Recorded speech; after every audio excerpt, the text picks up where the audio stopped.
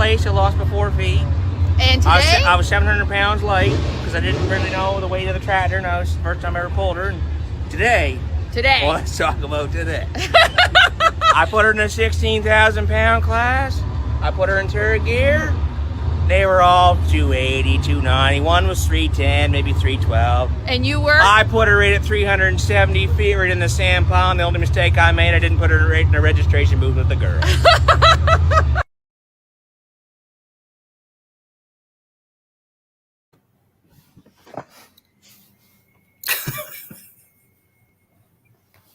What's up, Beer Money Nation? Where is everybody?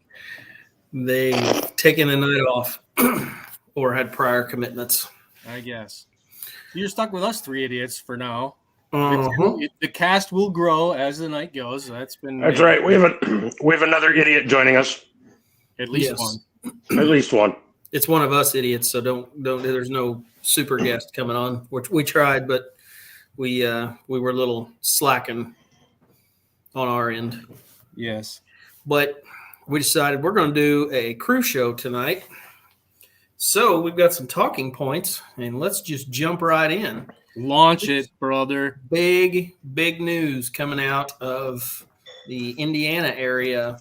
And if you guys are not aware, we'd heard some rumors. You guys may have heard some rumors out there as well, but Greg Boyd did confirm the Boyds are getting out of pulling. The mods, the minis, the parts, the haulers, everything is going to be for sale. And again, this was confirmed by Greg on thepulloff.com. So yeah, that's kind of sad, really. I mean, it is.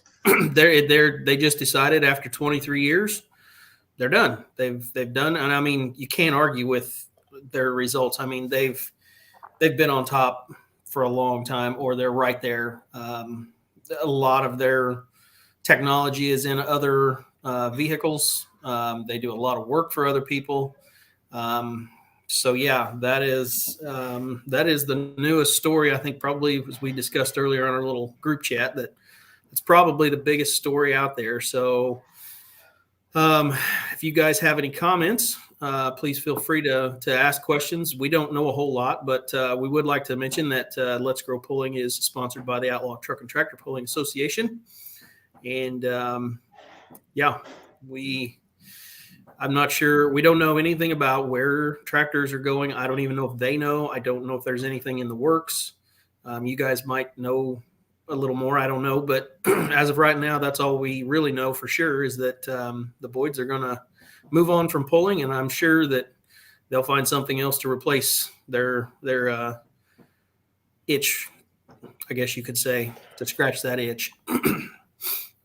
Ryan might have had some conversations with Austin more so than what I have as far as being wired into it. But my understanding is, yes, everything is going to be for sale. And guys are going to have a place to go. It's not like anyone was losing their job when it came to this. They'll have a spot. And if you had a commitment in place with Boyd Motorsports for an engine contract, that's going to be honored. They're not just cutting the cord, so to speak. You know, that'll be fulfilled for you. But yeah, it's going to leave a hole. A big hole. I mean, those guys would pull into the pits. You knew they were there. That's for sure. Always brought a crowd, ton of exposure for fans. I mean, if you knew anything about pulling, you knew about the Boyds. They've been doing it from pro stocks to minis to mods. I think that's everything they've had. I don't know if they've had anything else. I think that's pretty well the only three they've really had. But yeah, it's hard to talk about pulling the last, well, say 20 plus years without knowing that the Boyds were, in it.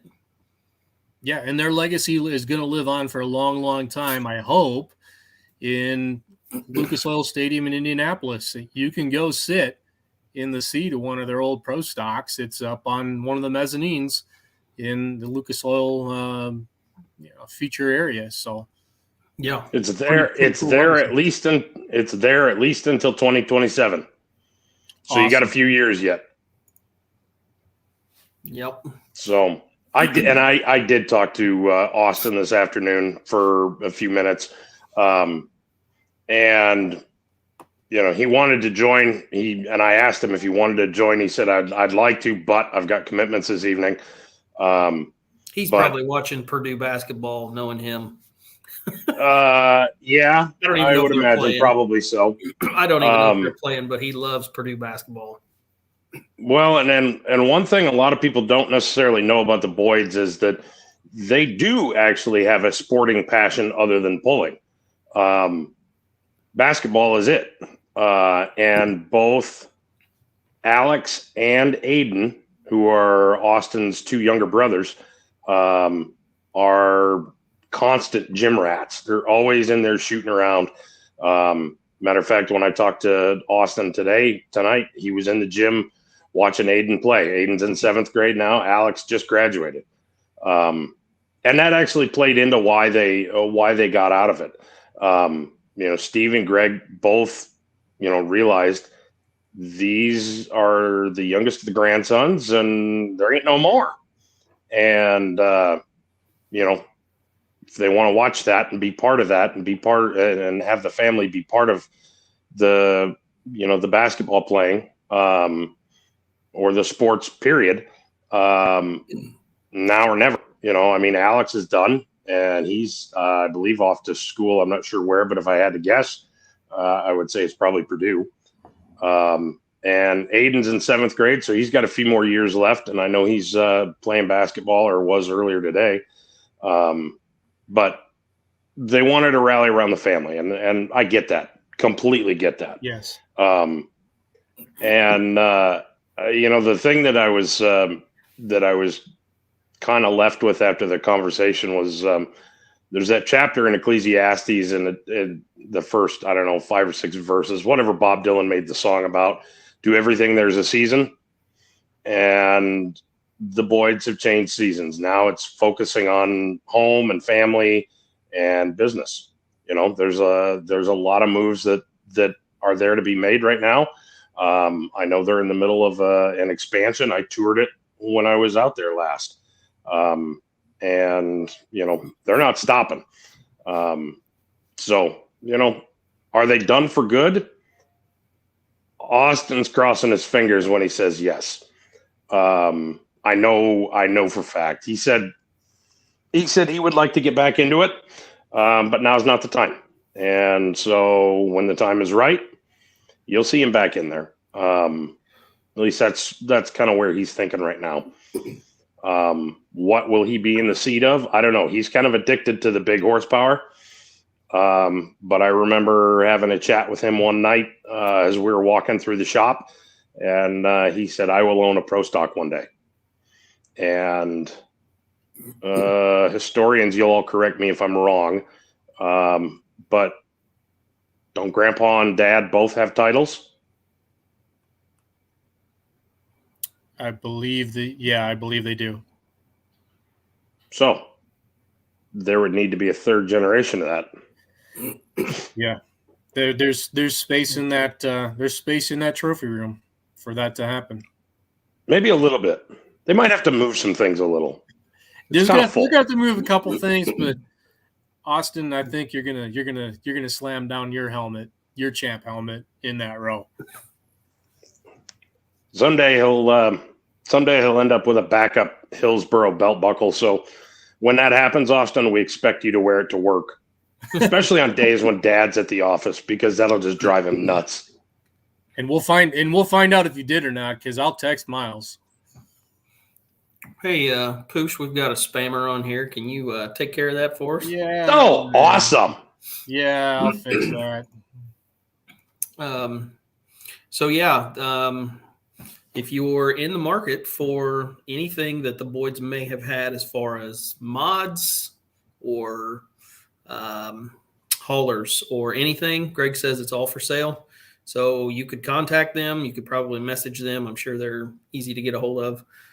If you're in the market, top-notch iron for sure. Top-notch. Just keep an eye on, the Facebook polling pages and stuff like that, because it'll end up there too. Yep. So Austin did tell me they are keeping the Mitas dealership. So yes, that they are stays. the distributor for that. So that, yeah. If you're wondering about that stays. But Austin told me the toughest part for him is he doesn't know what he's going to do during the summer. He says, Ryan, I literally have 0 hobbies. He says, my hobbies make 10,000 horsepower. Yeah. So he's going to have to figure something out. Maybe he'll take up golf. If he's anything like me, he'll hate it. Talking, we were talking about the sports and stuff. Basketball used to be a winter sport. Now, any of those basketball, if kids want to do it, it's not a problem. You can do it year round. And it's like I said, they're only little once, and you got to do that. We've seen other people that have set out for, sports and stuff like that. It's not uncommon. So, it's. And we'll see it again. Oh, yeah. Oh, yeah. I mean, let's be honest. Grace Nelson is an otherworldly athlete. She's so incredibly talented. I'm sure that Jared and Bethany are going to dial back the schedule a little bit. I mean, how old is she? And she's already got Division I schools looking at her for multiple different disciplines. I don't know if she's a freshman or a sophomore. Hey, Grace Nelson, freshman or sophomore? She's not listening. She would know. I want to say she's a sophomore this year. Sophomore. Just. Yes, ma'am, I was. Sophomore. Misty says sophomore. So there you go. She's a hell of an athlete in all sports. So completely understand where the boys are coming from. And if they're, it's who was on here? Oh, it's Tyler Slaw was talking about mini rods versus mods. I know they've got a team of guys, but it's not easy. The travel, the amount of work times, however many engines they got bolted into chassis, that's a hell of a job to do all summer long. I would expect that you could get burnout even though you're running at that level. It's part of it. And maybe that was part of it too. They just said, man, maybe we want to go to the lake or something and we don't have to travel all the time. So it is what it is at this point, and that's what we know. And hopefully we'll see that iron back out on the track soon somewhere else. Who knows? Could be yours. And I think we might all even be mine if my winning ticket comes through. I mean, who knows? Yeah, which one of those? You've been in that drawing for once or more than once. It's like every week I think we talk about your winning lottery. I keep trying all the time. It hasn't happened yet. So I don't have a garage full of Ferraris or anything else. So or mods or diesel supers, which I would really want. And no, you really hate that money. I hate money so much. I would fill 2 trailers with 2 apiece. So yeah. Yeah. Well, suffice it to say, the Boyd family has, they made a huge impact on the sport, and they've made a lot of memories. I mean, for all 3 of us, plus anybody who's listening, everybody's got a Boyd story. Yeah.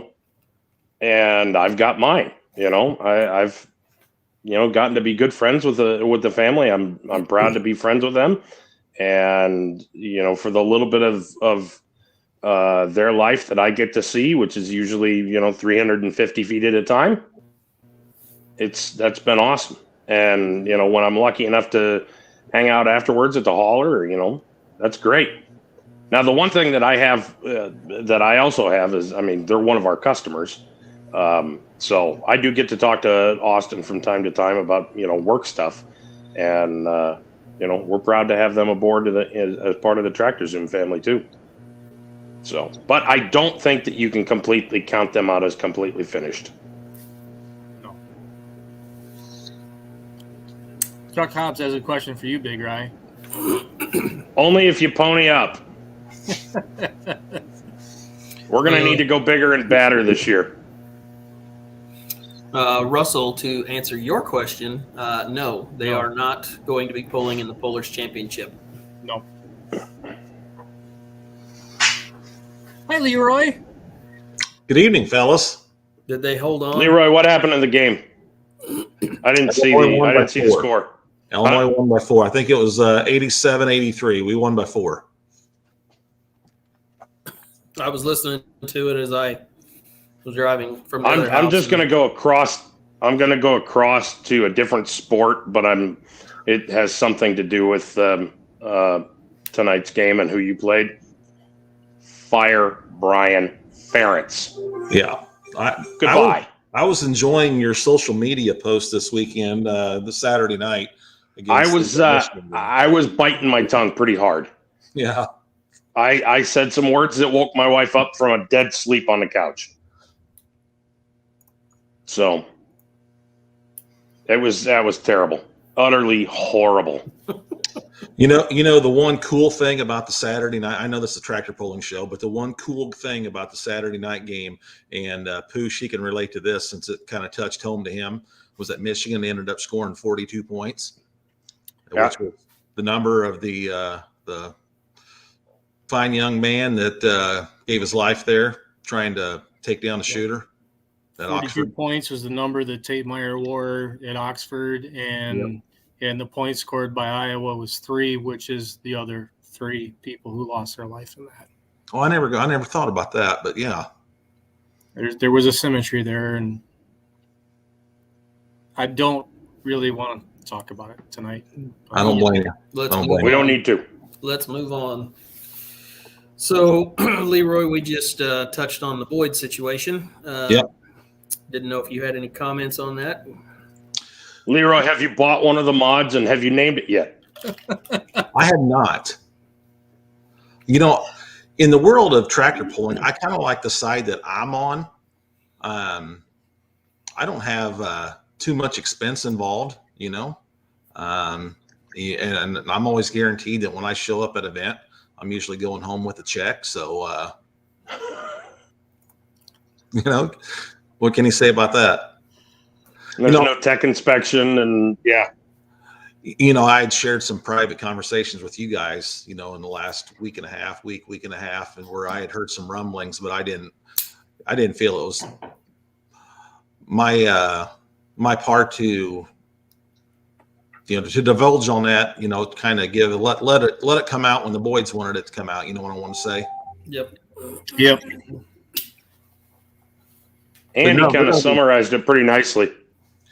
Of course, we had, Dan Mayer and I had Austin on TV with us on MAV TV Plus at Wheatland, Missouri. That he did a fantastic job, joining us there in the broadcast booth. Enjoyed that. So, but yeah, it's just like I'm sure everyone else is echoing the same sentiments. Tremendous family, and hope they're not out for good. Out of the sport for good. But I like Greg's post on Pull Off. That if it hadn't been for the fans and the competitors and just the camaraderie in general in this sport, that they may have been out before 23 years.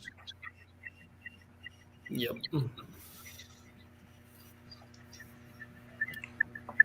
So who's going to step up and take their place? Andy made the comment that everybody thought the mods were done when Banners quit, and we know that wasn't the case. Boyds are here now. Boyds have made the decision to leave.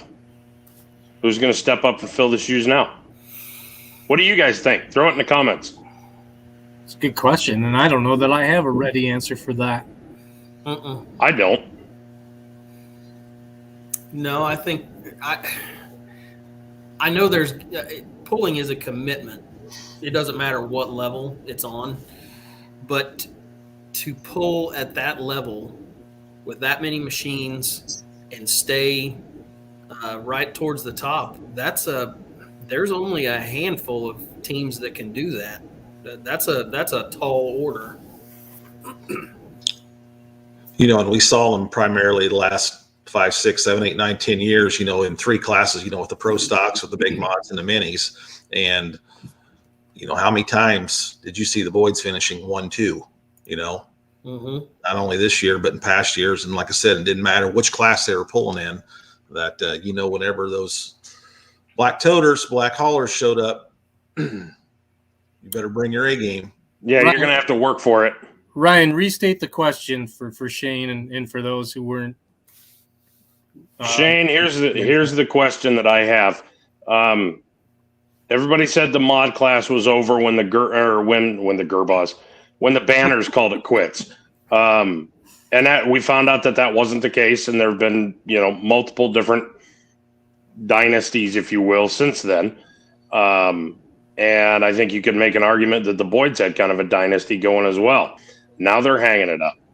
Who's going to step up and fill their shoes? Who's going to be the next, 1-2 finishers that we are so used to hearing? I don't know. Just I hadn't considered the question myself, but maybe at a first blush, the first name that's cropping in my head is that the Richardson family steps up and maybe becomes that name. I don't know whether it's right or wrong or indifferent, but that's the first name that I'm coming up with. Well, Chase, you better get to work. Charles is counting on you. Yep. How many of you are waiting to see Jeff Odom make that first pass on that mini rod? Not Jeff Odom. Odom hurt. I said that wrong. Jeff Hurt. I just want to see the videos of him in the shop dismounting. Yeah.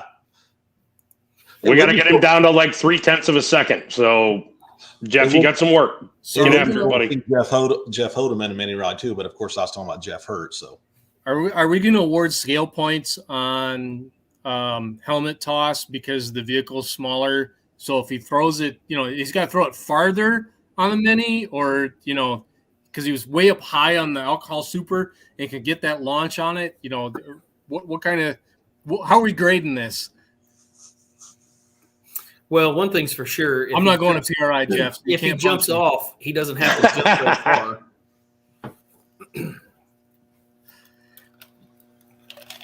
Yeah, I would say, I don't know about the mods, but I'm sure the minis are. Yeah, they won't stay in Indiana long, at least in their building. No, somebody will snatch those up real quick. No, and that's actually something that we didn't discuss or didn't talk about, is that they were the stateside distributor for the European planetary chassis as well. I don't know if that's ending or as well, or if they're going to continue to honor that. So I don't know that. Yep. Mr. Pruitt apparently was there Friday. Eric's on here, and he says they only have one left. So, yeah, they won't. Which one? Because when Ryan and I were there was 3. One being built at this time. Does that also include that chassis? I think was that the third one? I think Eric's maybe alluding to the one that was being built when we were there. So the 2 rollers, the 2 completes are gone. The some assembly required was the one remaining.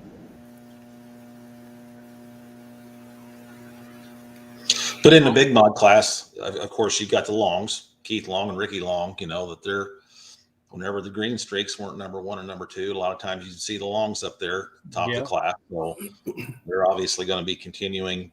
The class is going to continue to be strong, with or without the Boyds. Of course, we're going to miss the Boyds, but that class is going to continue to be a kick-ass class. And, another comment on here, the Sheltons. The Sheltons both in the mini rod and also this super modified class. I think in terms of backloading or backfilling the vacancy, a guy that's probably going to come on strong and wants to do more is going to be Les Corporal. Yeah, he's going to backfill a vacancy there too. He's already announced an intention and has shown on a regional level what he's capable of in 2021. 2022, I don't expect complacency. He's going to push. Well, and I mean, just talking about, names in the mini rod class, there's so many of them, but, Abby Leichner, she's going to still be out there. Tyler Slaw, Bruce Slaw. I mean, there's plenty in that mini rod class. The mod class is not as, it's not as big, but there's still people in that class that are, like I said, if Boyd's weren't 1 and 2 or whatever in the top 5, there's some other ones that are still right up there with them. So, Papa Wayne ain't never learned to, let up on the throttle. Yes, he's not afraid to bend that throttle. Ross. So one pro stock went to the Simons, and then the other pro stock went to Mr. Savanovic. So that is Spencer's new ride. So that's where their 2 pro stocks went. And they had those last year. So, And it also ought to be noted that those belong to Mike as opposed to Steve. Correct. Yep. And Stan Shelton had a wild ride for himself in his Pro Mod Mustang on Sunday morning in E1. Heck of a burnout, and then what a barn burner of a drag race he put up. He lost an E1, but they're still they're in the drag racing world and kicking some butt down at Snowbird. So good to see them out this weekend. Who did he line up against on Sunday? Oh gosh, I knew you were going to ask, and I was thinking about it while I was saying it, trying to remember, and I don't. But I will say it was for Pro Mod at Snowbird. This was the 50th anniversary, $50,000 to the winner, and 49 cars qualified for a 32-car eliminator, and 1 versus 32 was separated by 1/10 of a second to the 8th mile. So, good God, yeah, it was stacked with the legends, and Stan Shelton was in with the baddest of the bad. That's insane. You see some $50,000 purses to the winner on some of these pulls. That'd be nice. Well, we're trying. We're trying. Trying to segue. Give us a year or 2 or 3, maybe. Yep. We'll get there. All right. Well, let's see. We talked about the Boyds. Let's talk about something. We got some banquets that happened here the last weekend. We got some coming up as well. NTPA had their banquet last weekend. Saw some stuff from there. Yep. WTPA had theirs this past weekend. I know that. I saw some stuff from there. ITPA, I believe, has one coming up this weekend. Do they not? We do. Are you not going to be there, Paul? You're not? No. You're not going to break out the blue and white holiday suit? No. What is wrong with you? I've got a bathroom that's down to the studs that's got to be done. So I am here stuck working on a bathroom. You're going to hurry up, stud, and fix it. Social? Yeah, I'm going to miss the social. I'm going to miss that. But nope, I'm not going to make it up there this weekend. I've got too much stuff going on here, but I know it's coming. You're sending Misty, though, right? No, she's actually going to be here as well. She's actually a professional drywaller. Don't let her fool you. She loves to do that. So she's gonna get some more practice. Said nobody ever. Is she hiring? Because I got some stuff needs finishing around here. I can hang it, but I cannot mud it out. So. Oh no, she can do the mudding. We did it we did that down at the cabin, her mom and dad's cabin this past year. So she's pro now. Yeah, well, this weekend, as Paul said, it is the ITPA banquet. Any ITPA members that are watching, of course, we have our social on Friday night at the Crown Plaza in Springfield, Illinois. And then, of course, the annual meeting. We have the breakout meetings for all the divisions, all the different classes Saturday afternoon, and then the annual meeting Saturday afternoon, and then the big banquet Saturday night. That's at the Crown Plaza in Springfield, Illinois. That'll be my 3rd banquet on the banquet tour this year. Of course, I had the PPL Champion Tour banquet in Louisville last weekend in October, and then 3 weeks ago was at I was the MC for the PPL Western Series banquet at the Isle of Capri Casino in Boonville, Missouri. And glad to say Clint Tucker did not get kicked out of the casino this year. So I think Clint's watching. So good job, Clint. We had a good time there. And then, of course, ITPA banquet. I'll be the MC for that this weekend. And then I'm also the MC for the Ileana Pullers, the IPA banquet up in Rantoul, Illinois in January. So making the rounds. Yep. I don't know of any other. Is there any other banquets coming up this weekend or soon? If anybody's on here that's commenting, if you know of any other banquets. Hey, real quick, speaking of ITPA, a lot of people know 5,800-pound mod puller Glenn McMahon pulls the Hillbilly Justice from way down in southern Illinois, Vale Ridge, Illinois. Unfortunately, Glenn lost his wife early on Saturday morning, Sandy McMahon, and I think her services will be tomorrow. So for those of you that know Glenn McMahon, like I said, he pulls 5,800-pound mod, light mod here with the ITPA. Be thinking about Glenn and his family as, like I said, they say goodbye to Sandy tomorrow. So I saw that on the Facebook. Mm-hmm. The NTPA banquet. Go ahead, Charles. The NTPA banquet, the champions crowned, everybody knows who those were. Saw that Rookie of the Year went to Christy Seacrest and Easy Does It, Nothing Easy About It, two-wheel drive team. And I thought well-deserved for them. Crew Chief of the Year went to Tanya Foster for the Foster Motorsports and Simply Red and Foster Child. But what I didn't see, and I must have missed it, I didn't see who was Hooker of the Year. So if you can enlighten me to who that was, that'd be awesome. I have not. You should also take drop in the comments because I missed that one. That was the one I was looking for. For years, the perennial Hooker of the Year. Oh boy. For years, the perennial Hooker. I win. Yeah. No, you don't. Well, I pulled one from my wife's stash. This is. I don't know about that. Perennial Hooker of the Year has always had been for a long, long time was Bob Jostock, but circumstances being what they've been in the last couple of years, and I know it wasn't him, but whoever it was, drop it in the comments. Let us know. I missed that one. Jeff Shank says Indiana Pulling League, their banquets this weekend. Yes. And while we're congratulating people, we have to congratulate the Rockwell Lions. They took home Grand National Hook of the Year, and Tim Nuring rolled himself across on stage. I don't know what Tim did, but he's on one of those bad motor scooters. Well, not motor scooters, but it was electric, so it's motor, so it's not an engine scooter. Right. Technical but terms. Tim was. I saw the acceptance speech. He was tickled to death, and I couldn't be happier for those guys. So proud to be part of that team, and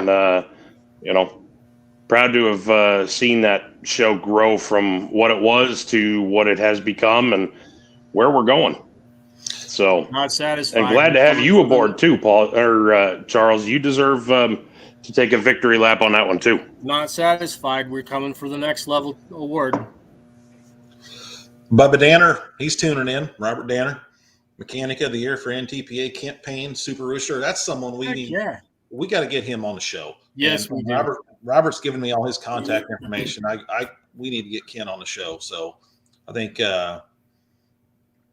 he's accepted his invite for the Pullers Championship. So we'll be seeing the Super Rooster at the track at Holzhauer's in Nashville, Illinois, May 13th and 14th.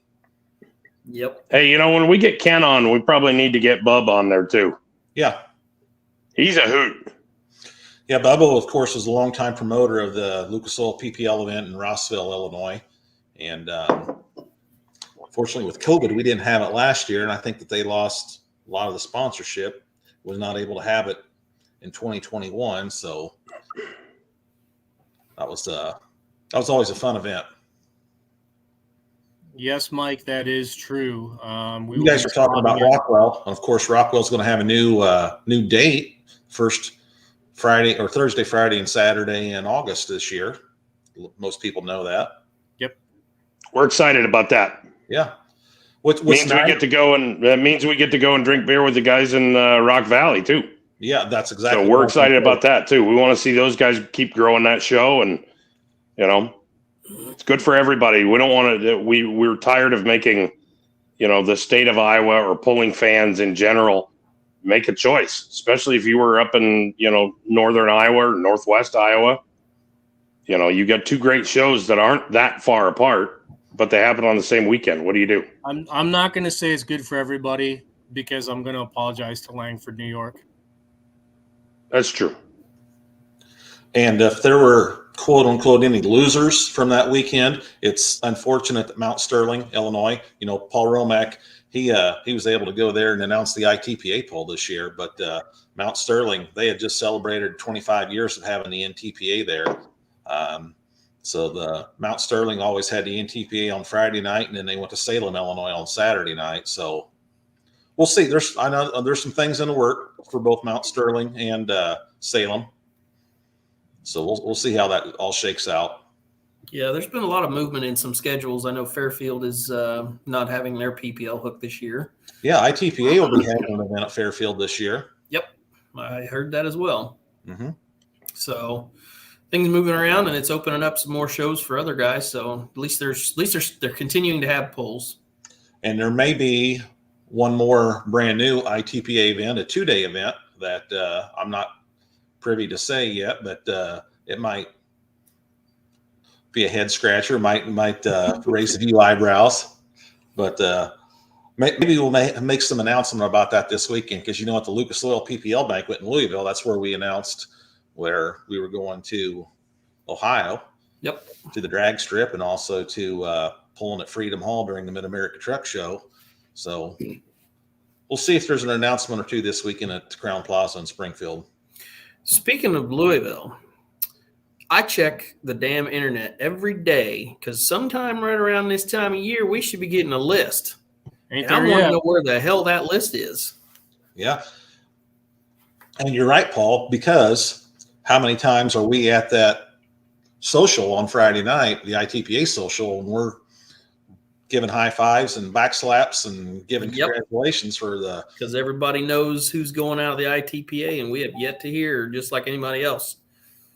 I got a little excited. I saw Miles Krieger had posted his predictions, and I thought, well, maybe I missed something, and I started looking. Couldn't find it. Yes, Mike Steffen, Farley is in June. That is going to be locked down. The only reason we had it in August in 2020, of course, in June last year, that's still when COVID was hot and heavy. And then Hillsboro, Wisconsin gave up their date in August. They canceled in August of 2020, and the Simons snagged that date up. So RJ made it very clear at the drivers' meeting last year in 2020 that in 2021 we were going to go back to our regular date of the second weekend in June, and that's where we're going to be in 2022 also. So the second weekend in June will be at the 300 Raceway in Farley, Iowa. So good question there, Mike Steffen. So Hall of Fame, I know Bill Voorhees was inducted, and well-deserved for him. Was there any other inductees along with Bill? Anyone knows about? Drop it in the comments. Also heard that NTPA Official of the Year was Tim Fortin, our good buddy from Southwest Michigan. Hey, good for you, Tim. Yeah, congrats to Tim. Tim's a good dude. Yes, he is. 100%. I see Ryan Anderson bought checking out neckties for his crew to wear this weekend. What? Did you not see photographic proof? No, I have not seen that. Well, maybe Charles can do it, but I know Schultz could do it if he was on the show. He could go to Facebook and pull that up. But I don't know if it's looking for. It's either on the checking out page or maybe on Megan's page or maybe Ryan. I don't know, but wait for it. Picture of the checking out ties. I'll find it. Did you just challenge Post to be able to do something? He'll rise to the challenge. Here's the thing. He'll rise to the challenge, and he won't pause to play the video of Dan while he does it. This is very true. Of course, now he's probably going to cue it up just to make me look like a dummy. No. Potentially. Discuss. So it's been a few weeks since I've been on the show. I've got what's your name again? I got 2 little girls, of course. I got a 5-year-old and a 15-month-old that, like daddy to get them supper, get them baths, get them PJs, get them to bed and all that. So anyway, there you go. Oh, those are snazzy. That thing is, I love that. I want one. Good looking out. Nice choice. So what my point was, have you all talked about the indoor pull that we're going to have at DuQuoin, Illinois? We have mentioned it, yes. Okay, because the mini rods that we're pulling, it's not going to be the ITPA mini rods. It's going to be the big boys. Yes, there you go. Yep. Be the big mods, the 58 mods, or big mini rods, 58 mods, 2-wheel drive trucks, 85 Limited Pro, 95 Limited Pro. So yeah, that'll be a good show. Now yes. we have a light supers there too, Paul. Yes, I'm sorry, light supers as well. I was going to say that I thought light supers were going to be light there supers as well. So yeah, be looking for more information on that. Me too, Andy. Me too. I just know that's awesome. I got to put my glasses. Where did you find that? So,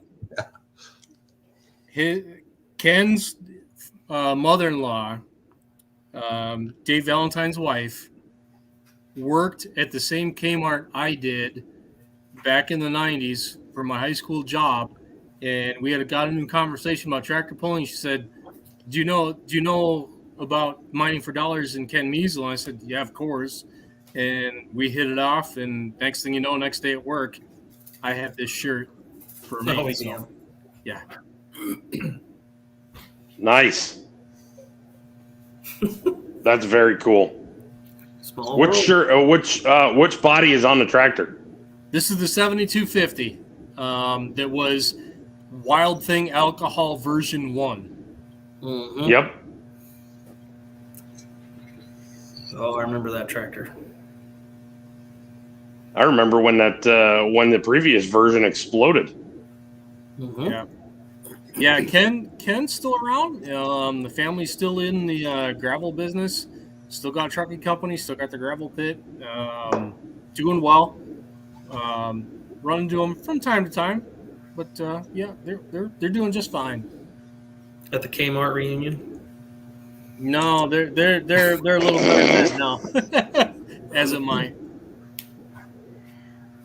So if I go inside and grab an old shirt, because as you can tell, I'm out in my garage. Everyone else is sleeping. Do I just hit stop cam just to pause my cam? Is that what I do? Yep. Yeah. Yeah. Be right back.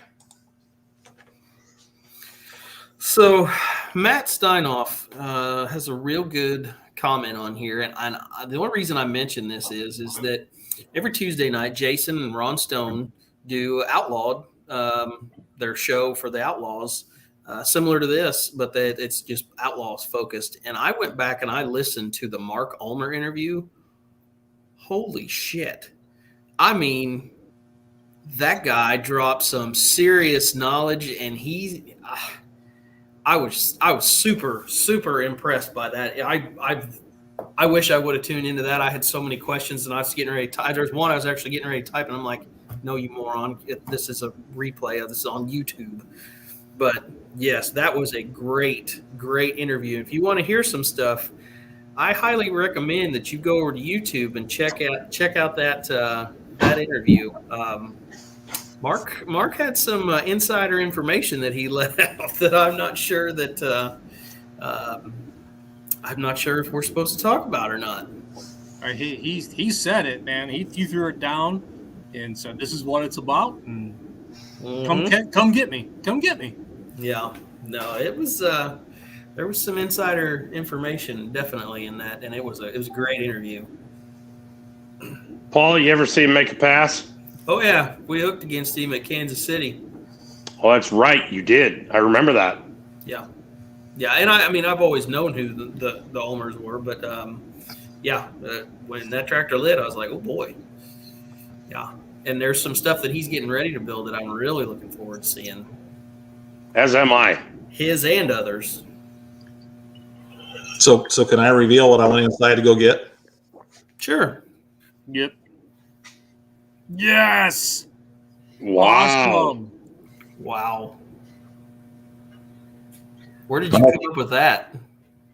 How about that, huh? Where did you get that? So Jeff Justice, where I'm standing out here in my garage right now, he lives about 1.5 miles from me. So I'm kind of in a hotbed. I wouldn't say a hotbed, but you go about 4 miles straight west of my house, and you would be at John Moomal's driveway, of course, the dearly departed John Moomal. You go about 4 miles northwest of me. You're at Jeremy and Misty Nelson's. Like I said, 1.5 miles from me, Jeff Justice. So yeah, a lot of truck pullers right here in this area. Oh yeah. What's Jeff up to these days? You know, when Dan Dexter owned that light super that now is owned by Simons, that's sitting up there in Blackburn's racing performance shop, that Jeff was the hired gun for that. Well, he was even the hired gun when Denny Jackson owned it. Denny Jackson, had it as the Green Gambler #2, and Jeff in that. And then when Denny sold it to Dan Dexter, Jeff continued to drive it. They, with his tractor used to be called White Lightning. Dan Dexter, they changed the name of that tractor to what was it, Lightning and Thunder or something like that? Thunder and Lightning. Thunder and Lightning, there you go.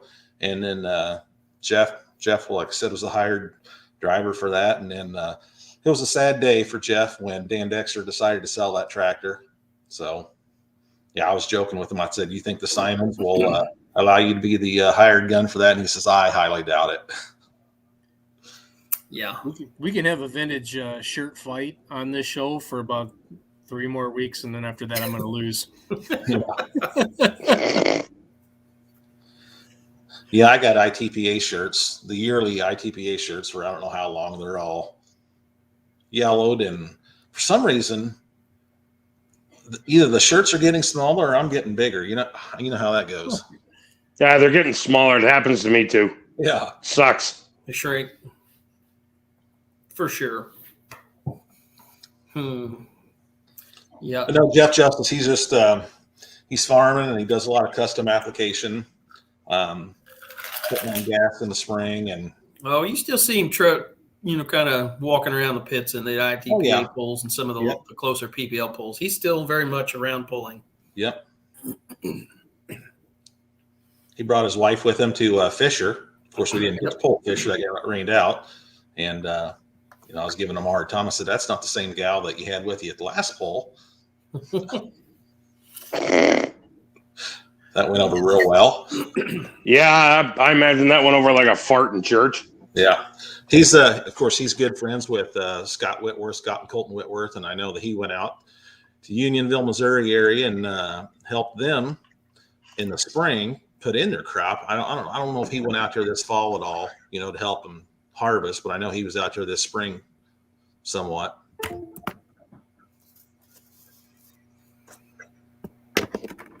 Yep. So one of the questions that we've had on Beer Money here recently is the ultimate pit and tow vehicle.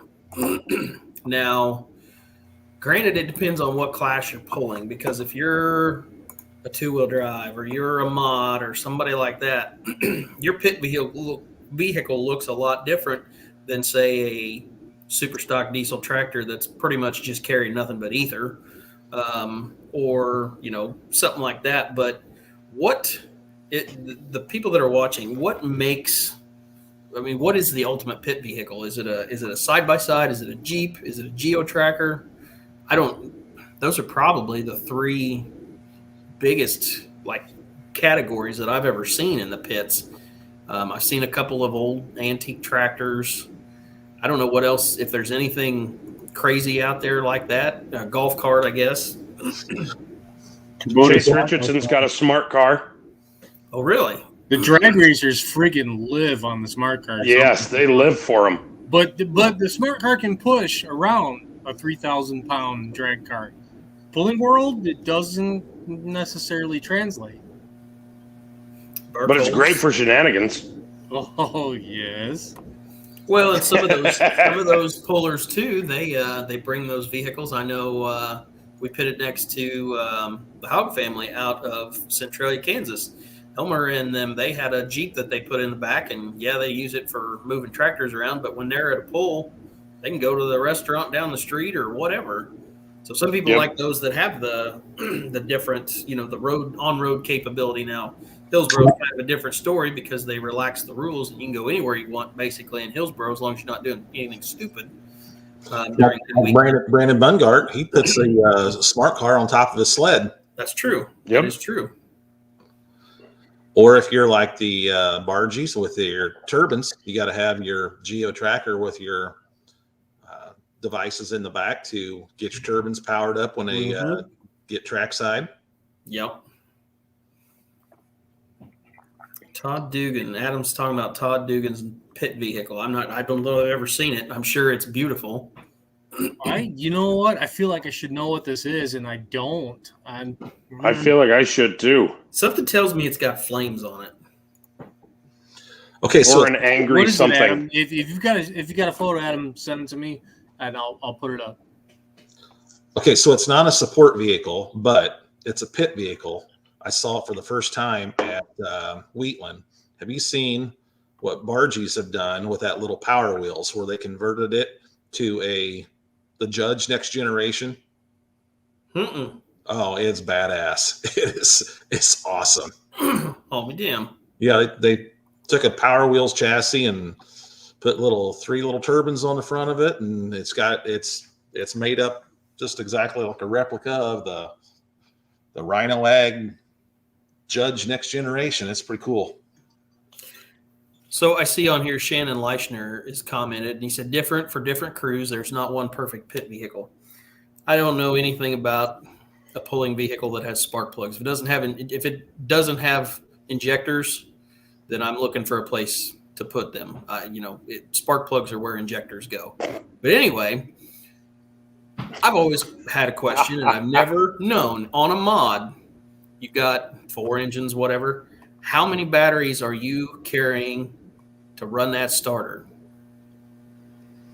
That's my question. Anyone that wants to answer, feel free.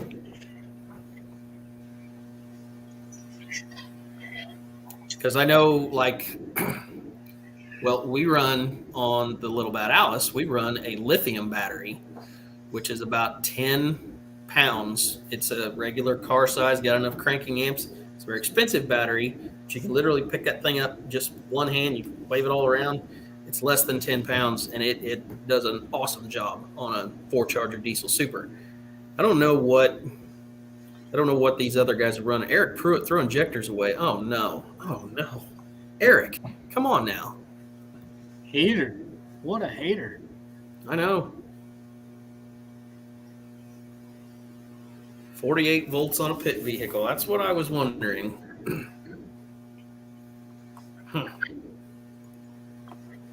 That's a lot of weight.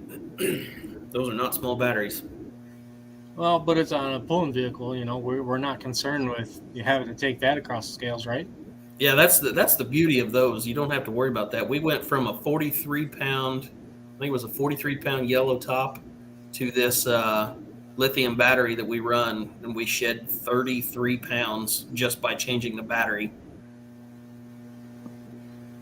But we're trying to get down to 6,400 pounds on a 4-charger diesel, and those chargers are kind of heavy.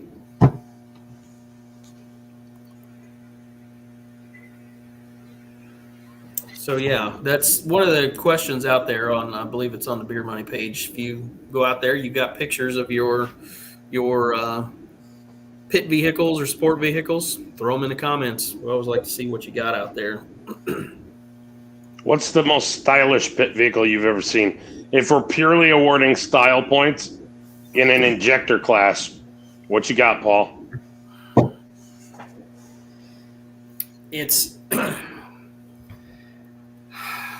So I really like the guys that have the pro stocks, because they're most of them are running probably either a Kubota, and of course they paint them to match. They get the tires, and they're very clean. They're not real flashy. I think Boyd's had one that was white, all white when they were running those. Peter Norton's got one, I believe, that's all green with blacked out windows. I just like those that are just, they're clean, but they're they've got a little some mods to them. And those Kubotas, holy shit, those things can push and push and push. You got to have something pretty serious to push one of the 10,000-pound pro stocks. So we're pulling Bernie's diesel super around. We pull ours around the 6850 Pro Farm with the Honda, and it's a side by side. It's, I don't know, 800 cc's or something, and it's made to pull. You put a 4.1 or a 10,000-pound pro stock back there behind it. Holy crap! It is a whole different deal. There's a reason they got hydrostats for those in those Kubotas. It's unreal, the difference in weight. Yeah, you say, well, duh, it's like 4,000 pounds. Well, it feels like a hell of a lot more. It feels like you're pulling about 3 tractors. Speaking of the 6850 Pro Farm, does she have a name yet? Nope. Still AC TBD. I told my dad and my brother, I don't give a shit what it's called until it runs better. I don't care about a name at all.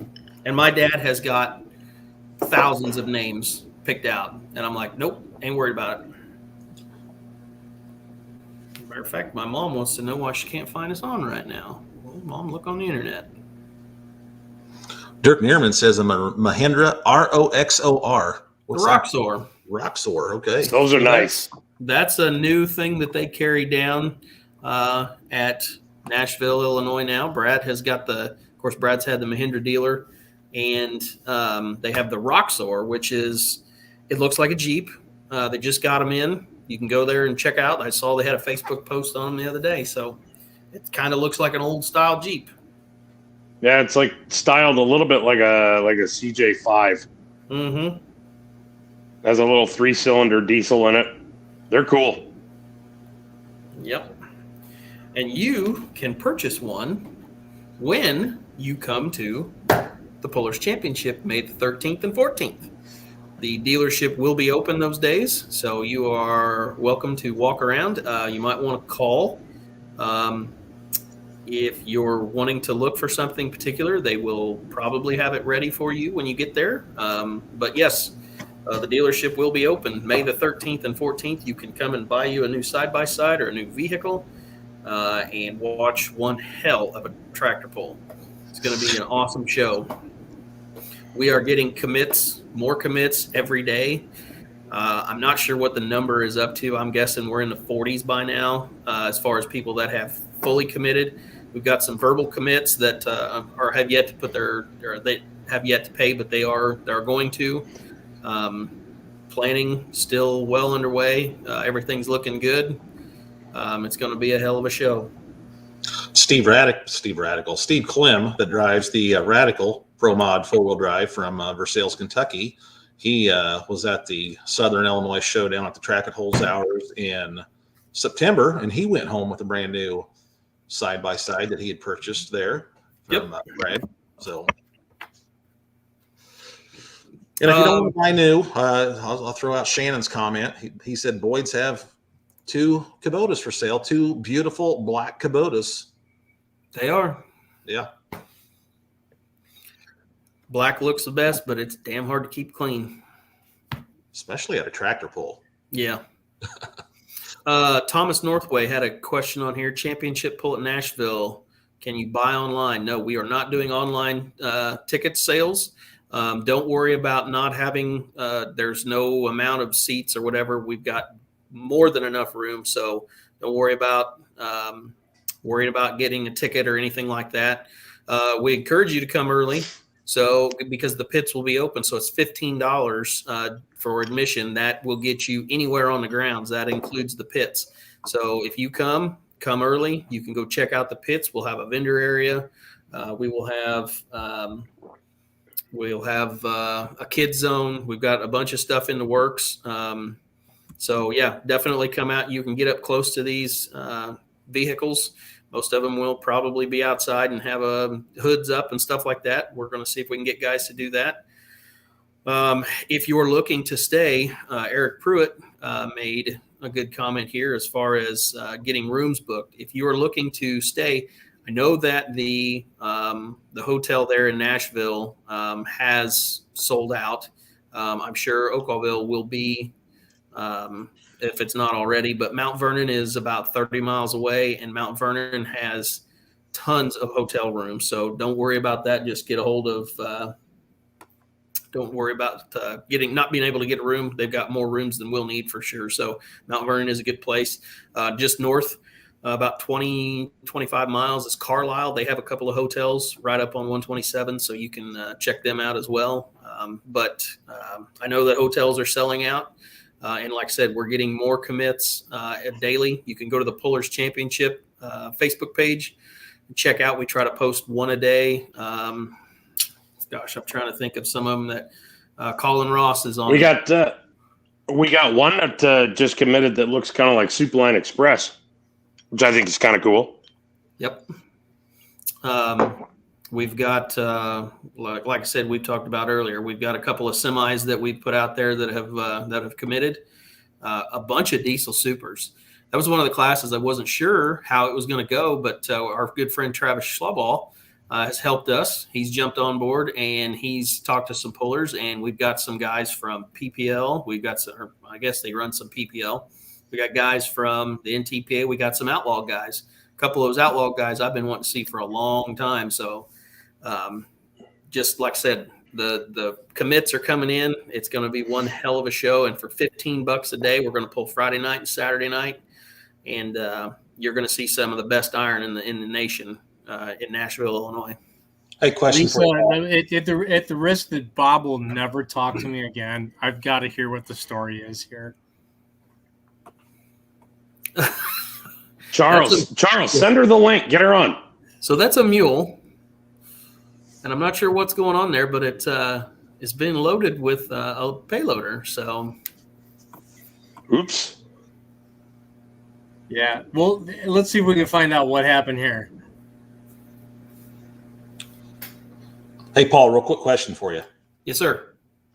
Our group, we had talked about once upon a time that, if someone was looking to buy a specific T-shirt, instead of walking through the pits and trying to find out where a specific hauler is parked, that we had talked about having in the vendor area, having a tent set up where the people could come and sell their merchandise, their T-shirts, their hats, whatever, at one location. So when you arrive, you can just go to that tent and say, if I wanted, a Colin Ross triple bypass shirt, or if I wanted whatever, bone twister shirt, you name it. Or we're still going to do that, correct? Yes, we are going to have a tent staffed that we will sell the pullers merchandise for them. So for the pullers, we'll be getting some information out to you how we want to do this, but we're not taking anything. We're not charging extra on top of that. You guys set your price for your shirts. We'll keep track of it. And we'll just man it for you and try to help you guys sell some merchandise. So fans, if you want to go around to the haulers, or if you want to just get a shirt and see if they got one at the booth, you can do that. And then you can take it out to the hauler and you can get Colin Ross or Van Hazley or Peter Norton or whoever to sign that shirt. They'll be right there, and they will absolutely do that for you. So we're going to try to do a one-stop shop for merchandise. And if you don't see something at that booth for one of the pullers that you're there to see, head out to their trailer, go find them in the pits, and see if they've got some. They may not want to bring it up there, which is fine. We're not asking them. They're not telling them that they have to. If they want to sell merchandise, they can sell it out of the trailer. But we're just going to try to help them and see if we can help them sell a little bit of merchandise. We'll probably also kind have of a service we offer. Yes. Have Pullers Championship T-shirts probably for sale too, and I'm sure Charles Poosh he'll even sign the back of it if you ask him kindly, right, Charles? Oh yeah. Yeah, I'll sign anything. I don't care. I was busy. I don't even know what I'm committing to, but all right. Leroy, you still charging $20 to autograph things? No. I think I can count on one hand how many times that I've been asked to give my autograph, and I think 2 of them was to ITPA superfan Adam Lepper. So I'm sure he'll be in attendance. Yeah, Lisa's a no-go tonight. So, but we'll get that story. She's put on here in the comments, he slipped off the ramps at Charlotte and dumped the entire thing, completely emptied the toolbox too. He's not the only one. Terry and Muffy have done it. Oh, bus tracks. Ouch. End up missing a 7/16 or a 10mm socket, you're guaranteed. I may or may not have had to sign the inside of a hauler once or twice for a hole I put in it. Oh, nice. Just saying. Oops. It happens. It happens. So, Charles, did you catch my message while we're talking about haulers? I did not. No. Clark Oltman's Super Tinker, he just sent me a picture of his support vehicle. I just forwarded it to the group. All right. Saw it, Ryan. I'm looking. Thank you. I hope you can find it because it's gorgeous.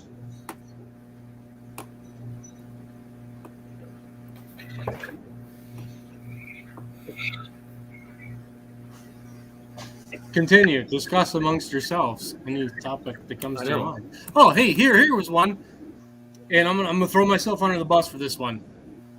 This is something Jason asked the wider world about, and Leroy and I both came up with the subject of it. Who is your favorite voice as an announcer? Not talking about their knowledge base or what they bring to the table, just the sound of their voice. And I'm going to throw myself under the bus because I freaking hate how I sound. And Ryan knows this. I can name 30 people that I think sound better than me.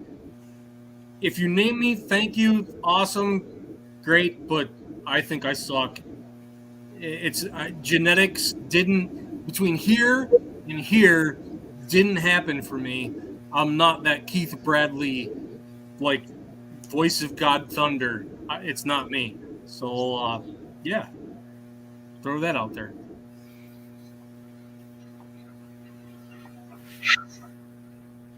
Don't everybody talk at once. Well, I will say. I wonder if if you could get here, let's take this question one step further. And this is not on the beer money page, so who cares? But let's say you've got the ability to anoint anybody to announce a poll.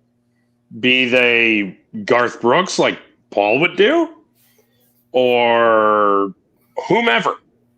Who would you give the mic to? And this assumes that they immediately have the body of knowledge of all of the top dog announcers in the country. And who would you have? Sam Elliott.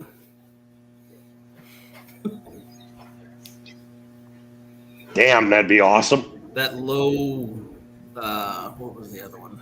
Oh, son of a bitch, it's going to make me crazy.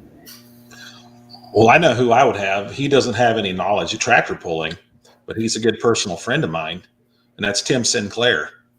And I don't know if that name means anything to you, but he's the public address announcer for the Chicago Bulls. He's the public address announcer for the Chicago Bears, the Chicago Fire soccer team, and also Illinois men's basketball. So Tim Sinclair's got a set of pipes on him like you would not believe. Yeah, we remember Tom Men, Clark Oltman's. Hey, Bob or Rebob, we got to go. We got a tractor pull show.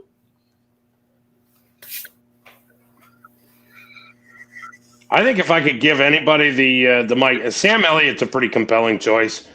Hey, Coulter Wilson, Wall or Cody Jinks? James Earl Jones is who you're talking about, Wilson.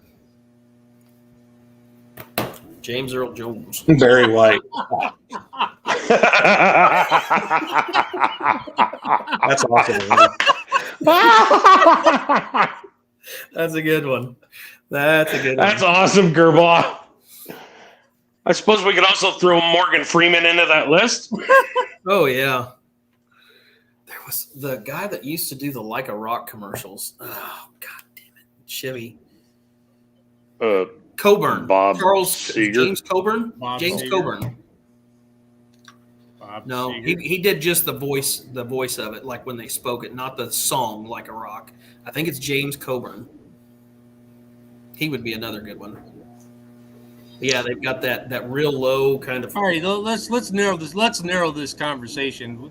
Morgan Freeman, not a guy like somebody who actually did it.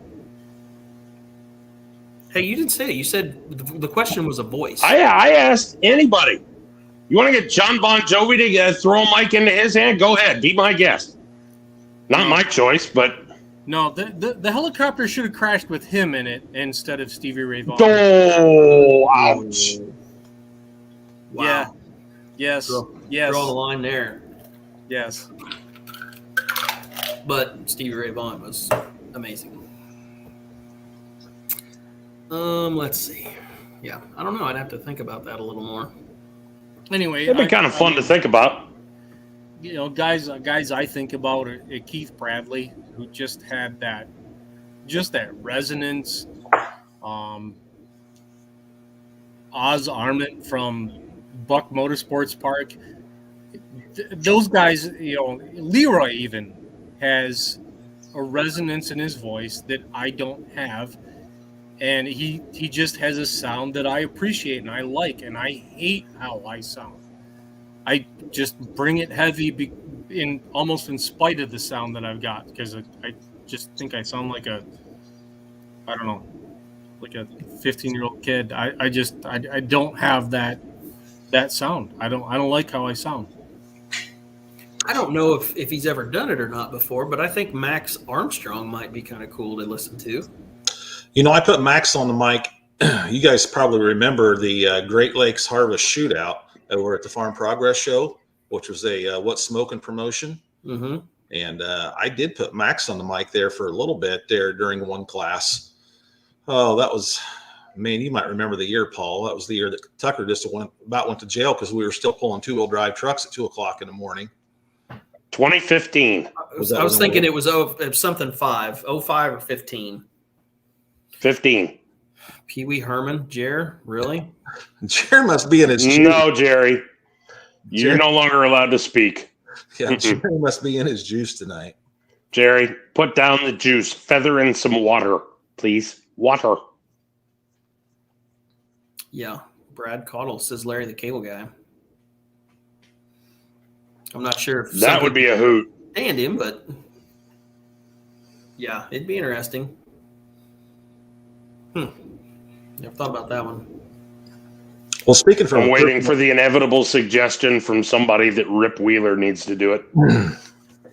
What I was going to throw out is, speaking from a personal standpoint, when we started doing the live streams for Lucas Oil Pro Pulling League on Lucas Oil Racing TV, which is now MAV TV Plus. Of course, I was doing them by myself. You know, I would bring in guests into the broadcast booth with me, but as far as doing the play-by-play and the color, I was the Lone Ranger. And then sometime last year, we brought in Dan Mayer. And what Dan brings to the broadcast, his knowledge is just phenomenal. I enjoy working with Dan, and of course, you know that he's also part of the announcing team at the National Farm Machinery Show in Louisville.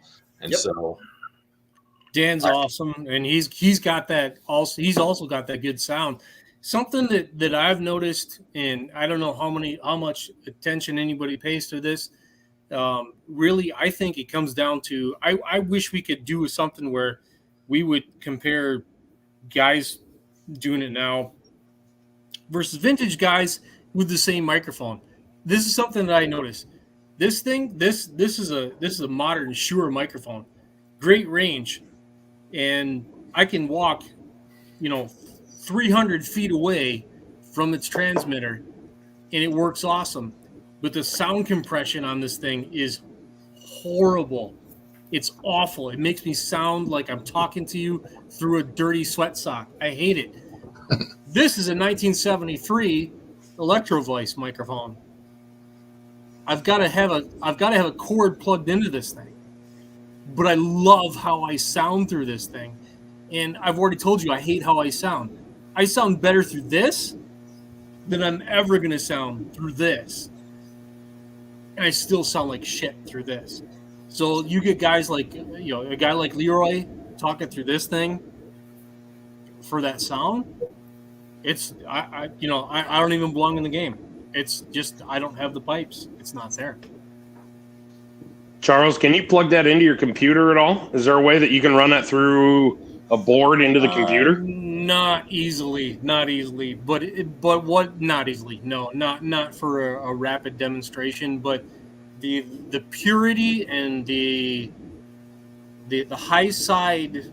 I'm going so in the weeds. You are talking way the hell over our heads. The high side fidelity that's going to come in with this, as well as the bass capture, versus this, where it's just going to compress, and it's going to sound like it's coming through your rented frickin' Kia.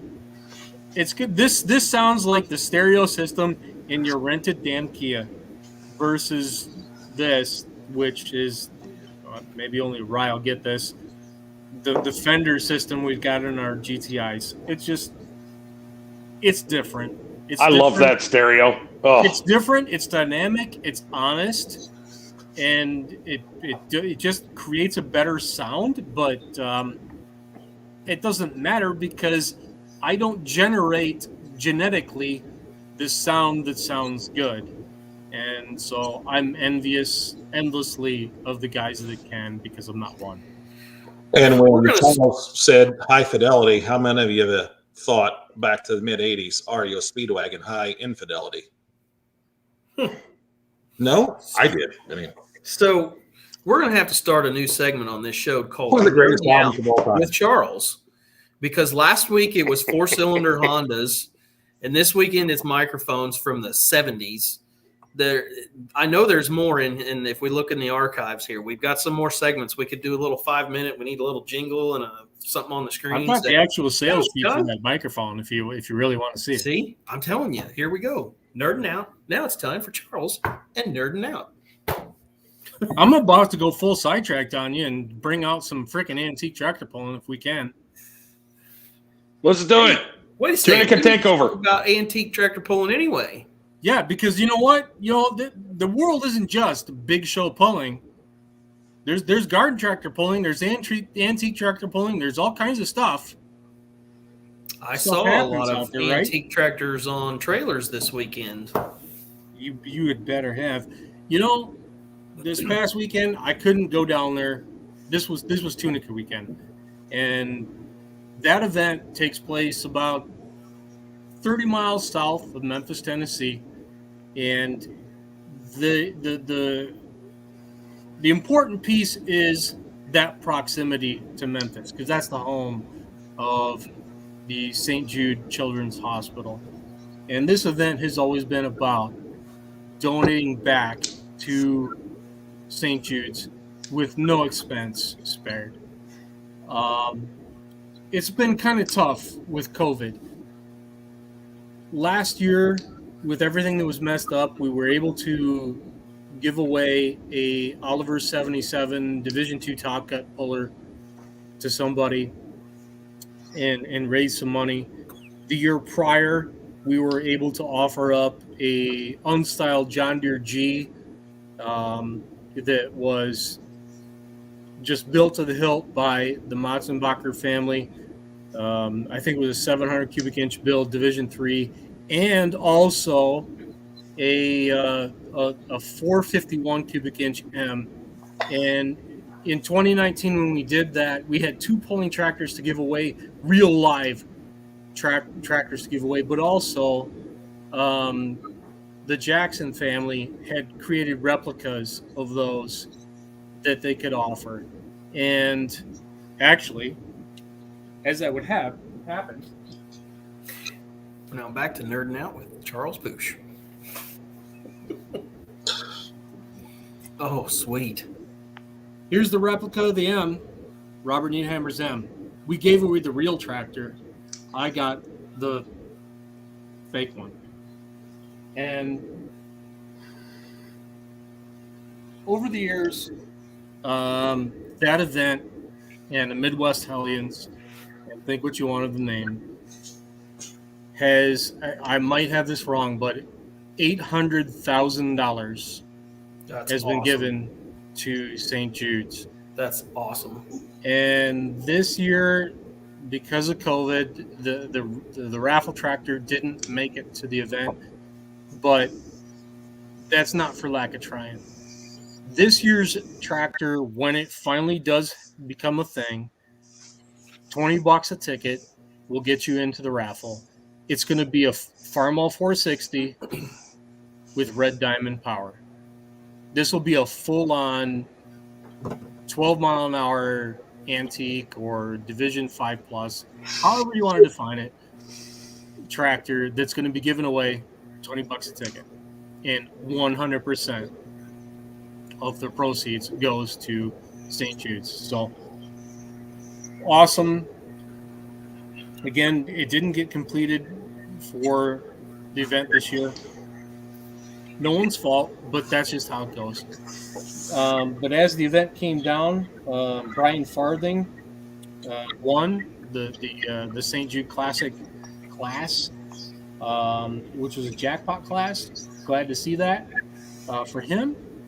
And beyond that, there's a bunch of jackpot classes that take place down there. The 7250 King of the Hill was won by Kevin Long, and this particular tractor was originally built by Gary Baker, and it was run by Robert Needhammer for a number of years. Warren Townsend wound up with it. He won some 6,000 TTPA 6 farm championships with it here up in the Thumb for a number of years. Big cubic inch badass tractor. He sold it, and Keith Long took possession of it this weekend at Tunica and promptly won King of the Hill 7250. Beyond that, there's a 4250 King of the Hill, and that was won by the Kang. And if you know who James Grossman long live is, the Kang. Long live the Kang.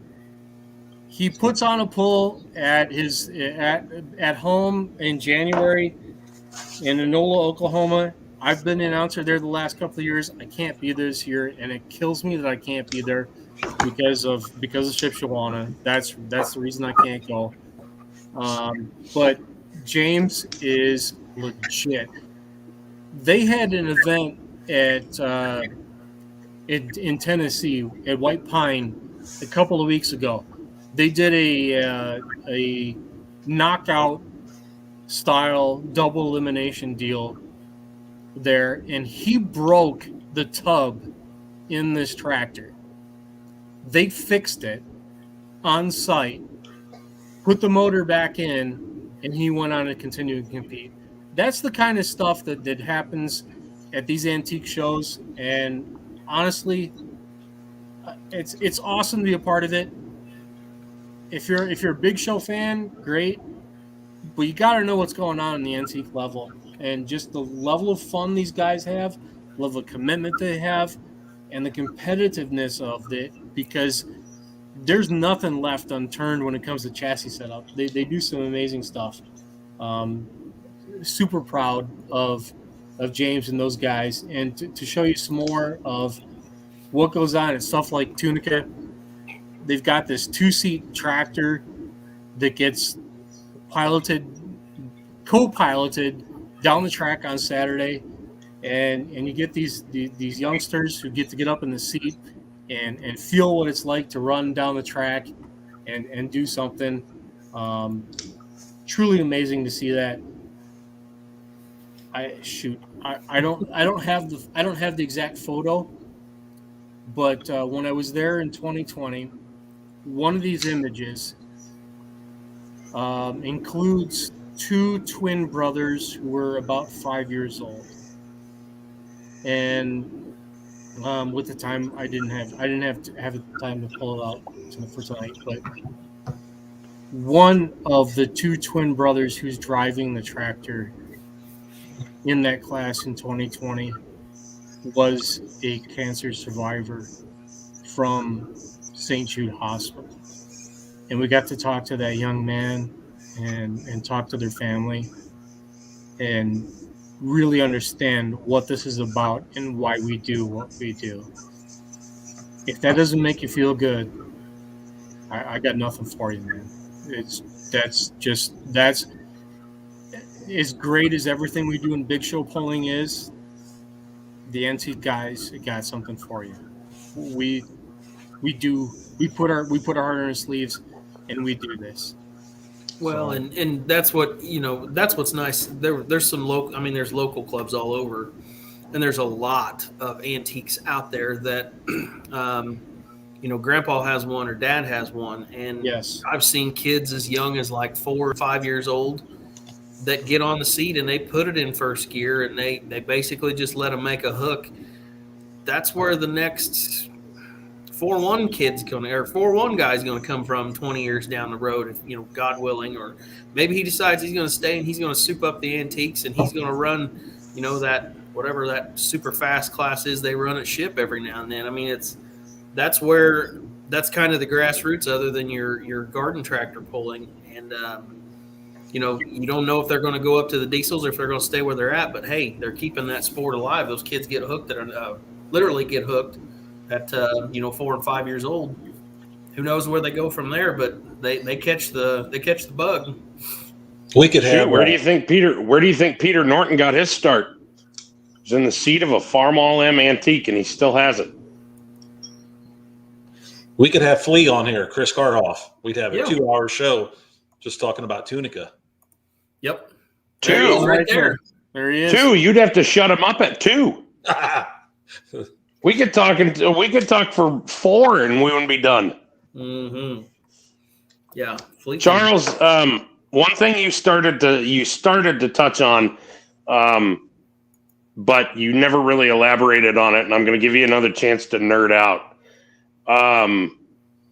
If somebody says the big show's where it's at as far as technology, I know exactly which finger you're going to put up, and I know what you're going to tell them, but they haven't heard it. Let's talk technology in antique tractors. Yeah, and I got to find out firsthand through the seat of my pants. Antique pulling is RPM limited, but that's where it stops. The real limit is your imagination in terms of how much cubic inch you can push out of something. Stupid amounts. Stupid amounts. We're talking G6 Molines, 1,200 cubic inch. The rods are about this long. Case 800s that are 1,000 cubic inch.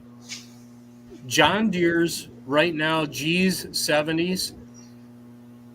When I remember going back 2004, 700 cubic inch out of a John Deere's G or 70 was unheard of. And one of the first ones came out of this area. And I drove Tony Capozzo's John Deere 70 in a pull.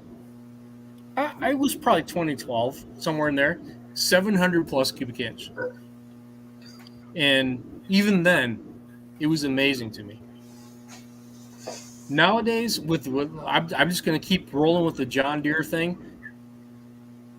1,005 cubic inch out of 2 cylinders is the standard, and 1125 is the Cumming build standard. I drove Craig Krebs' former G back this past September in an 8-mile-an-hour class, and 8 mile an hour, everybody's going, whatever, 8 mile an hour, it's slow as shit, whatever. The thing's 800 plus cubic inch. The whole thing is throbbing underneath me. And I pushed the throttle forward to about 50% open, shove the clutch lever forward, and it goes to the wheelie bars. No hands on the steering wheel, and I've got to ride this damn thing for probably 50 feet before it settles back down, and I still can't touch the steering wheel because I've got to get the clutch locked in and walk it. I'm walking it out. This is not a clutch slam. I'm walking it out. And there's guys who are building these things to 1,000+ cubic inch. You just can't understand the engineering level that goes into this and what is happening in the antique world. And on top of that, I will say, and I will go to my grave with this, the best drivers in the world are speed limit antique pullers because they understand how much time it takes to react to something. They can react to it, and they can adjust, and they can set up. It's not point and shoot pulling. Prove me wrong, but I'll fight you to the death. They're the best drivers in the world. Yeah, just to kind of put that in perspective, at say 1125, you're knocking on the door of twice the cubic inch of a pro stock. You know, a pro stock 680, yeah, so it's not quite twice, but you're not far from it. I mean, that's some and literally 2 pistons in that thing, 2 holes. It's like pistons 5-gallon buckets. Yeah, I was going to say pistons are about like 5-gallon buckets. Huge. Yep. I'll show you. I'll rods find you that are 3 foot long. I mean, not really, but it's what they seem like. I've seen some rods out of some of these Molines. That's some monster metal. Tell you what, it's insane to be around those 1,000+ cube 2-bangers. If you're not ready for it, it'll scare the bejesus out of you. And it is Steve Queck did it. Steve Queck was warming up, and he's got I think a G or maybe a 70 where he's over 1,000. G. What is it? He has 1,005 G. Is it that it's that black one, right? The gray, no, his unpainted. Okay. 1,005 cubic inch. A couple of years ago, I'm walking through the back wall or the back area of the Lancaster Center in Lincoln, and Steve's just putting a little bit of heat in the motor at the Cornhusker, and I had my back turned to him, and he cracked the throttle, and I swear to God, I jumped 2 feet in the air. Unbelievable. Those things absolutely will shake the ground. Oh yeah, just unreal. Yeah, and they have such a, you talk about like a throaty sound, like a real deep sound. That sound is like cavernous or whatever. It's just such a deep roar of that piston coming forward and hitting. It's unbelievable. You Harley guys and your 2-bangers, you're lucky that the Deere guys can't rev like you guys do at stoplights. They'll blow your ass right off the bike. It's nuts. Well, I can't find what I was looking for, but here's the deal. This coming weekend, we're going to do it in Ingham County Fairgrounds in Mesa, Michigan. It's the Michigan Winter Classic. This event used to happen around Halloween time, and we had to push it back. The track that's in there is built by Jared Badoon, and it is the killer of killer tracks for antique pulling. You're going to find out how much horsepower you got. That's our good buddy Alan Cruz there on his Oliver 88 out of Howell, Michigan, on the flyer designed by Brian Lively.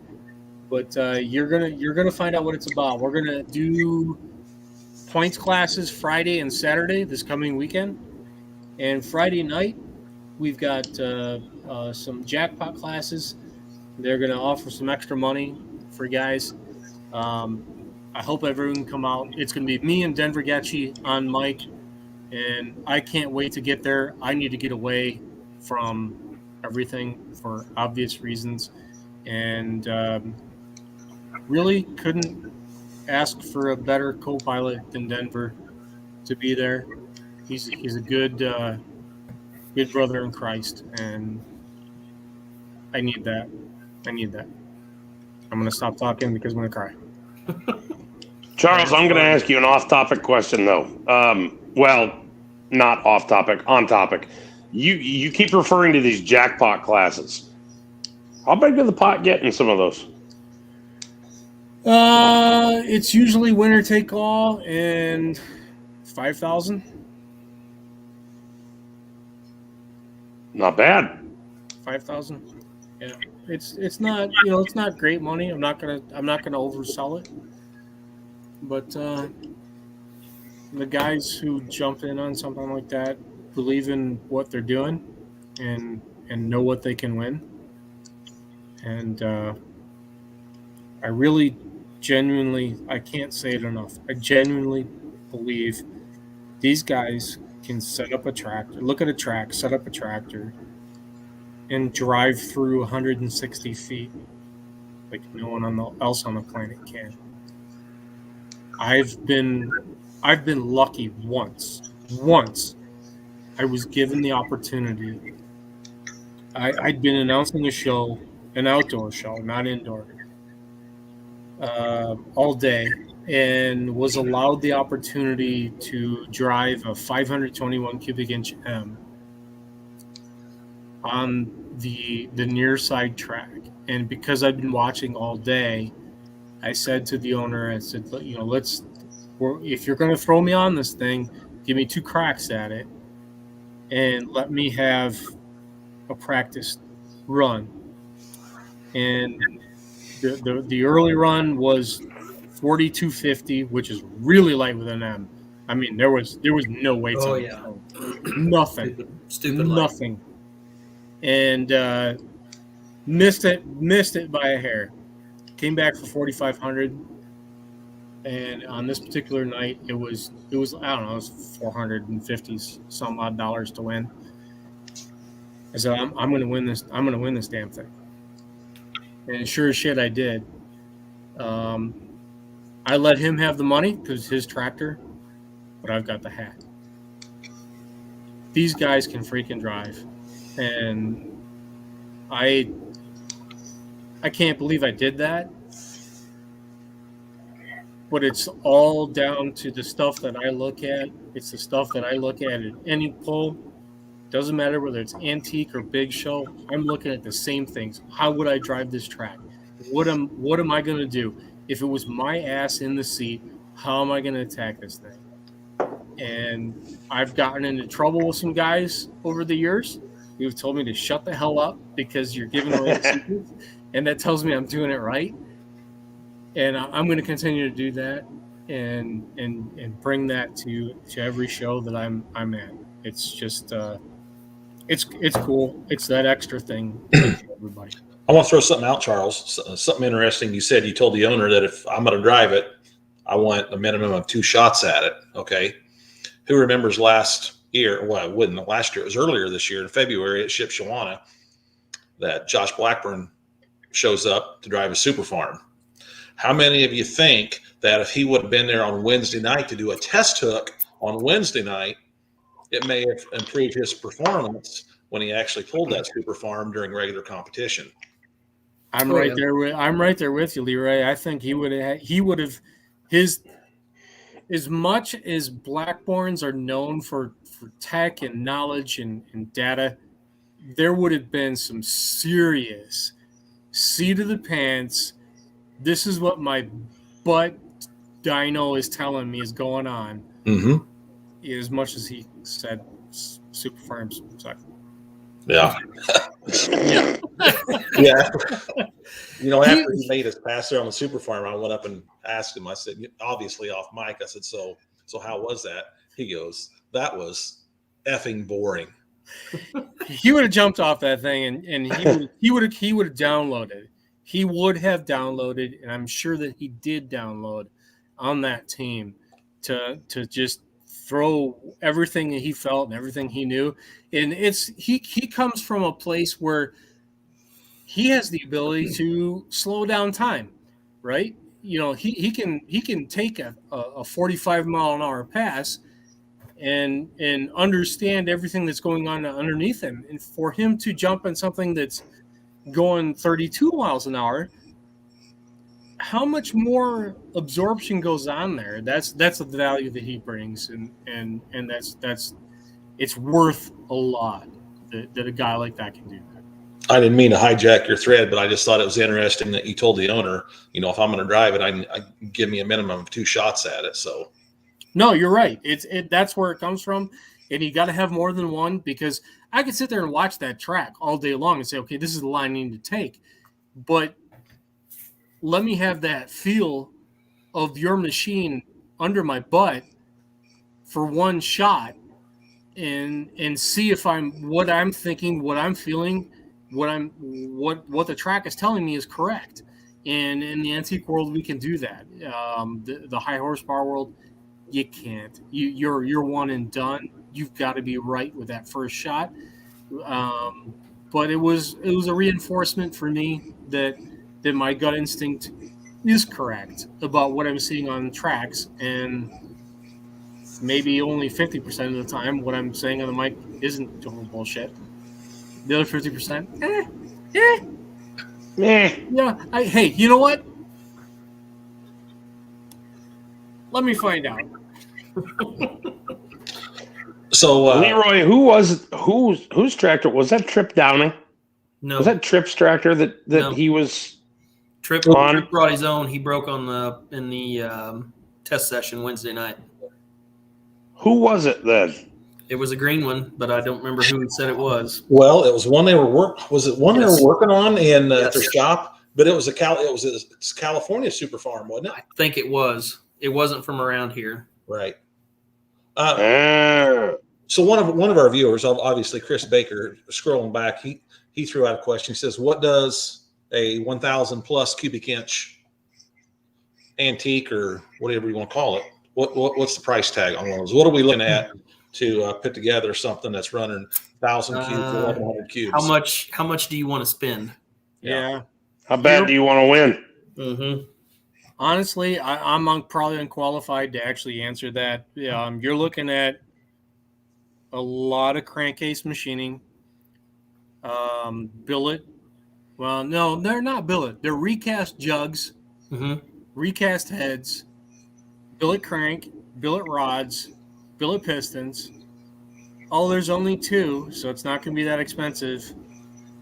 $40,000. I was thinking 50 or 40 to 50 is what I was told. Yeah, I'd start at $40,000, and that isn't even going to take you into what you're going to have to machine out of the rest of the tractor, the aluminum you're going to have to throw at it to get it light enough. I mean, that's the engine. That's the engine, and also be ready, because the antique world, these are ticking time bombs. It's not a matter of if it's going to blow, it's when. And do you want your feet under that when it goes? Me? Yes. I'm in. I'll drive the shit out of that.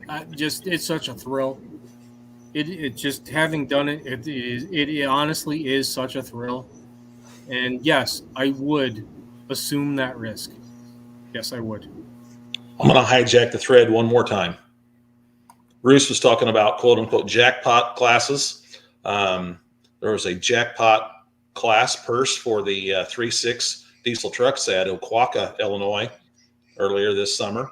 And birthday boy, Brady Ingram, he's 18 years old today. Brady Ingram won that jackpot class. And I know this is not going to be any shock to anybody that regularly watches this show or knows the Ingram family, that he could have taken all $5,000 home with him, but he went around to the competitors in a class and spread the wealth out. So But happy birthday, Brady. I don't know if you're watching, but good kid. Happy birthday, buddy. Brady's happy birthday, Brady. Brady's today. He's on the basketball court tonight. He's on the basketball court tonight? Yeah. Okay.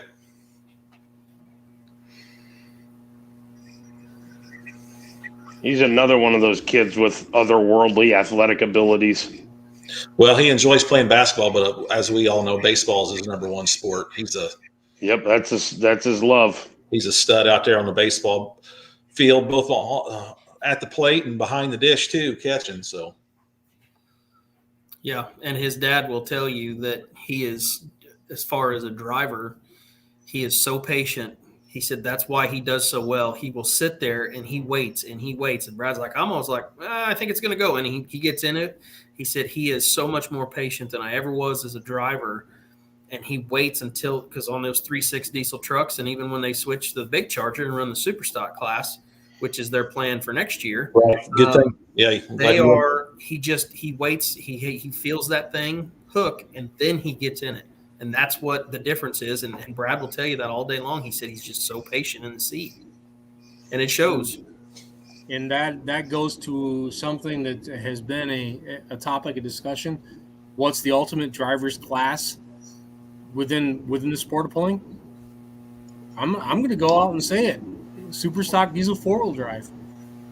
Those guys have more horsepower on tap than they know what to do with on a tiny-ass tire. They are the drivers. They are. Think I'm wrong? Drop in the comments.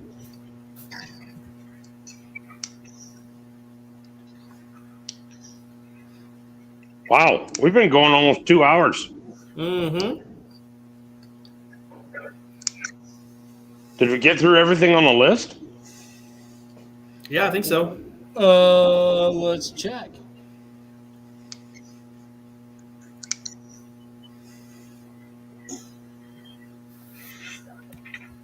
Discuss amongst yourselves. Has there been any recent stupidity on pull-off that we need to roast?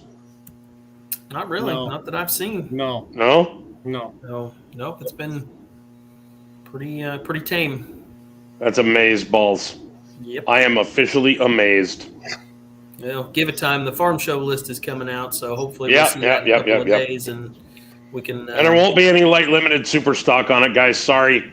Right. That was actually mentioned. Yeah, I figured. But yeah, nope. So we nailed everything. We did. Yeah, we did. We cleared Jason's list. That was my list, thank you. Oh. Jason's yeah, Ryan's Jason approved list. Actually, it was, yes. Apologies. My brother from another mother. Yep. Nailed it all. Yeah, we're good. We're good. All right. Are we going to call that a wrap? Let's call it a wrap. All right. I think we should. See y'all. Y'all stay out of trouble. Paul, be careful in the bathroom. Oh, yes.